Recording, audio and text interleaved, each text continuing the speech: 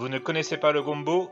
C'est normal. Le gombo est très répandu en Afrique, en Amérique, en Asie, en Inde, bref, un peu partout, sauf en France. Mais le gombo est un légume qui a montré avoir de très bons résultats pour réduire le diabète.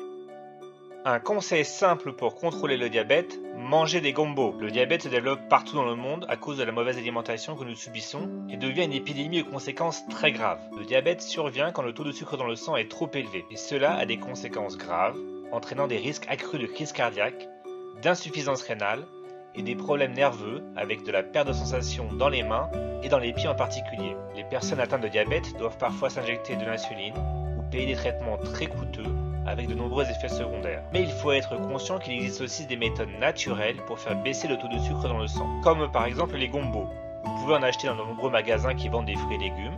C'est un légume vert qui ressemble un peu à un gros piment, même si ça n'est pas épicé du tout. Les gombos sont aussi appelés cabot sur l'île de la Réunion, calou en Guyane et gnanouia au Maghreb. En plus d'avoir un effet positif sur le contrôle de la glycémie, les gombos possèdent de nombreux avantages pour la santé. Ils sont une source de fibres alimentaires, d'importantes vitamines et minéraux, ainsi que de puissants antioxydants. Le gombo permet aussi de prévenir et de soulager la constipation, de diminuer le cholestérol, de réduire le risque de certaines formes de cancer, notamment le cancer colorectal.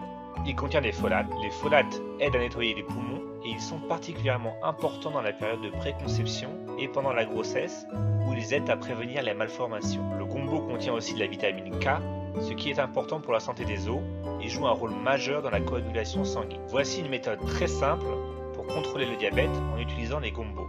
Il faut commencer par laver les gombos et il faut vraiment bien les laver en utilisant une brosse à légumes ou du papier essuie-tout par exemple. Coupez ensuite les deux extrémités. Piquez les gombos avec une fourchette sur les côtés ou divisez-les en deux. Placez les gombos dans un récipient et remplir d'eau à température ambiante. Couvrir, puis laisser reposer les gombos pendant la nuit. Le lendemain, vous pouvez retirer les gombos de l'eau et vous pouvez maintenant boire cette eau qui est un véritable remède contre le diabète. Vous allez voir que cette eau est un petit peu gluante car les gombos sont par nature un peu visqueux. En fait, c'est parce que les gombos sont très riches en fibres solubles. Les fibres solubles sont importantes pour vous maintenir en bonne santé. Elles jouent un rôle primordial pour ralentir la digestion des glucides et aident donc à limiter les pics de glucose dans le sang après les repas. Si votre taux de sucre dans le sang est régulièrement trop élevé, vos reins sont peut-être parfois impactés négativement. Mais cette méthode permet d'aider à prévenir la détérioration des organes par le diabète. Il est aussi recommandé d'ajouter des recettes à base de gombo dans votre alimentation de tous les jours.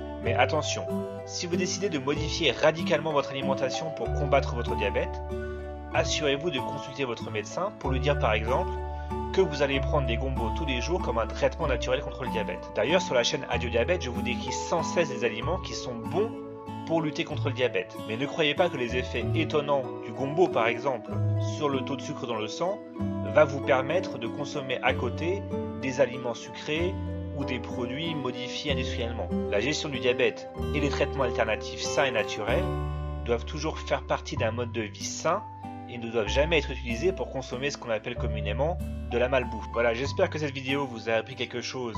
Et si c'est le cas, n'hésitez pas à mettre un j'aime sous la vidéo et à partager cette vidéo avec quelqu'un que vous connaissez et que ça peut aider. Bonne journée à tous.